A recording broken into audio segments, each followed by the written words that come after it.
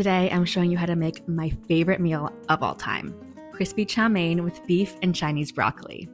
It features crispy fried noodles, super tender stir-fried beef, and crunchy, vibrant veggies all together in the yummiest sauce. And growing up, this dish was always on the table at any Chinese banquet my family would go to, whether it was for weddings or new babies or just a nice meal out. And it's always been my favorite, and I thought it was the kind of meal you could only get at a nice restaurant, but it turns out it's actually really easy to make it for yourself. So now, of course, I make it all the time. And the key to getting this recipe right is to prep everything in advance, because once you start cooking, it comes together really quickly. But you're cooking with high heat, so you're going to want to have all the ingredients within arm's reach. Now, my secret trick for making this dish taste totally restaurant-worthy is to use the Chinese restaurant method of velveting the beef. All you need for it is baking soda, and I'll show you how step by step. I promise it'll give you the most tender stir-fried beef you've ever had. All right, let's get cooking.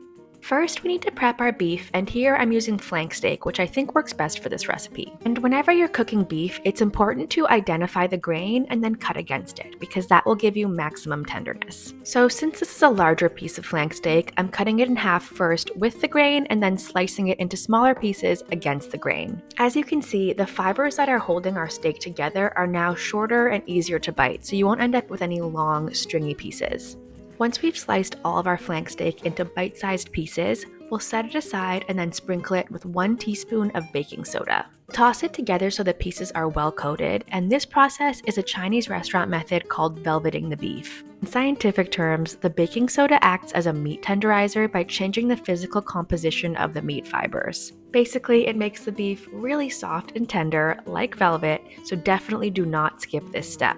Once the beef is well coated in the baking soda, cover it with plastic wrap and place it in the fridge for 30 minutes. While the beef tenderizes, we'll move on to our other prep. For this recipe, I like to use gailan, or Chinese broccoli. You can find it at any Asian grocery store, and the leafy greens just soak up the sauce in the most satisfying way. That said, you can definitely sub in broccoli or bok choy if that's more accessible for you. Be sure to wash and dry your gailan, and then I like to cut it into bite-sized pieces that are roughly the same size as the flank steak, just to make it nice and easy to eat. Set that aside, and then it's time to prep our aromatics, starting with our green onions.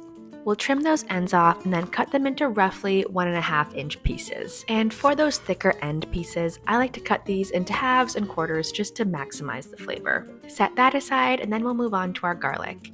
Here I had 1 pretty big clove, so I just stuck with 1, but if your garlic's smaller, you can do 2 to 3. And last but not least, we need 2 slices of ginger. I keep mine pre-sliced in the freezer, so these were already ready to go. And now in a measuring cup, we'll combine all of the ingredients for our sauce, starting with 1.5 cups of chicken broth. We'll add a 1/2 tablespoon of soy sauce, 1 tablespoon of oyster sauce, 1 tablespoon of Shaoxing wine, a teaspoon of sugar and a teaspoon of MSG, then a pinch of white pepper and a tablespoon of cornstarch. We'll give that a good stir until everything is well combined, and then we'll set it aside and check in on our beef. By now, the beef should have been tenderizing in the fridge for about 30 minutes. We'll rinse it off with tap water, then give it a good pat dry with some paper towels, and marinate it with 1 tablespoon of soy sauce and 1 teaspoon of sugar. Set that aside, and now it's time to start cooking, starting with our noodles. And for this recipe, we're specifically using chow mein pan-fried noodles. You can find these at any Asian grocery store. And for these noodles, before we pan-fry them, we need to blanch them in hot water for 30 seconds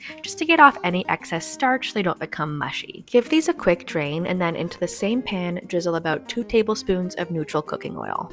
Add the drained noodles back to the pan and then stir them around a little just to make sure that bottom layer of noodles is really well coated in that hot oil. And the key to this part of the recipe is patience. So even though it might be tempting to flip those noodles over, you really want to let them stay there cooking to get that bottom layer nice and fried and crispy. Once the bottom of your noodles are starting to look golden brown and crispy like this, it's time to flip. And I find the easiest way to do this is with a spatula in one hand flipping the noodles and tongs in your other hand helping guide them right into the pan. Once the noodles are flipped, we'll add more oil along the sides to get that bottom layer nice and crispy. Give that a quick stir so that bottom layer of noodles is well coated, and then I like to lift them and add even more oil to the center.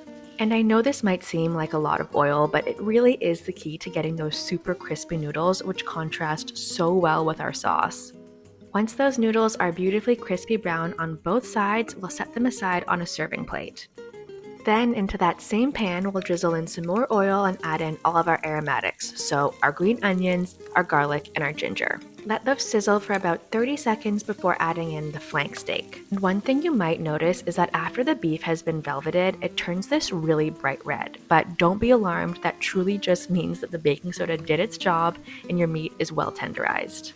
Once the flank steak is just cooked through, take it off the heat and set it aside in a clean bowl. And at this point, be sure to discard those big slices of ginger. Then into our same pan, we'll drizzle a touch more oil before adding in all of our gailan.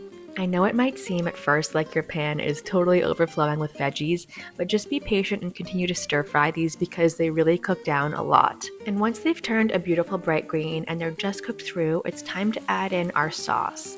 Because the sauce has cornstarch in it, it'll start to thicken up quickly.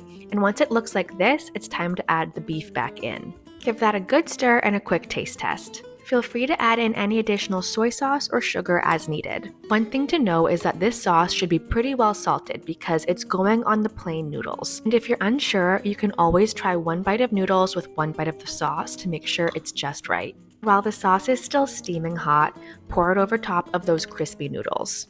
And I like to specifically pour the sauce in the center of the noodles. That way all the noodles in the middle soak up all of that delicious sauce while the noodles on the edge stay super nice and crispy.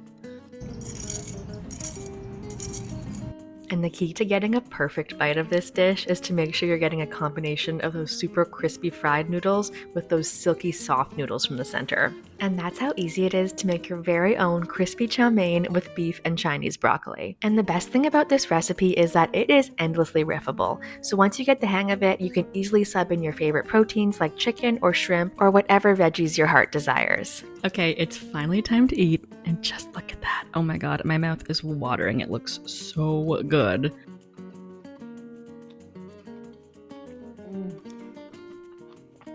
So good. Now, I'm sharing this recipe for Asian Heritage Month, but it is so good any time of year. Of course, you can make it for Lunar New Year or Mid-Autumn Festival, but honestly, it's really good as just a regular weeknight dinner too, and it makes for the best leftovers.